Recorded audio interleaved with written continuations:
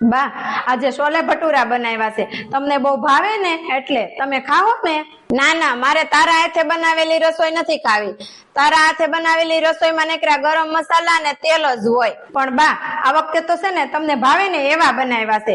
તેલ તો હાવ ઓછું નાખ્યું છે અને ગરમ મસાલો તો ક્યાંય નાખ્યો જ નથી ખાવું મારે કાંઈ. તને કાંઈ આવડતું નથી ને મને શીખવાડવા દોડી આવી છો? તારું કામ કરવા માંડ જા. કેમ એલી હું છું છે?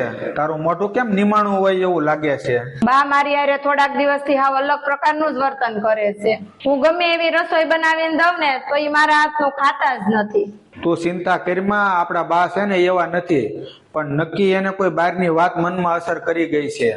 તું ટેન્શન લેમાં, હું હમણાં બાની હારે વાત કરીને આવું છું. હા તે હારું. બા હું છું છે? તમે અહીંયા નિમાણા દેખાવ છો, ઓલી બાઈ અંદર હાવ સાની મની થઈને બેઠી છે, કેમ કઈ છું છે? અરે આ બાજુ વાળા બેન કેતા હતા કે આજકાલની બાયુનો કઈ ભરોસો કર્યા જેવું નથી. ઈ તમને ક્યારે ઘેર થી કાઢી મૂકે એનું કઈ નક્કી નહીં. એટલે મને બીક લાગે છે, તારી બાઈ મારી હારે આવું કરશે તો?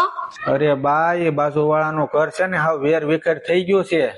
ઈ આપણા ઘરને વેર વિખેર કરી નાખવા માંગે છે. અને તમને ખબર છે, બાયુ હમણાં તમારી હાટુથી નવી હાડી લાવ્યા છે, અને એને હમણાં જાત્રાની બસ જાય ને એમાં તમારું નામે તે લખાયું છે. અને ઈ તમારા વિશે શું વિચારે છે તમને ખબર છે? 2 દિવસ પહેલા મને કહેતી હતી કે બાઈએ આપણા ઘરમાં નીકળ્યું દુઃખ જ સહન કર્યું છે. હવે હું બાને સુખી જોવા માંગુ છું. તારી વાત હાવ હાસી છે બટા.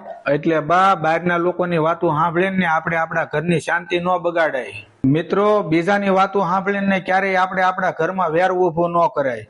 જો તમને આ વિડીયો સારો લાગ્યો હોય તો લાઈક કરો, કોમેન્ટ કરો અને વધુમાં વધુ લોકો સુધી શેર કરો.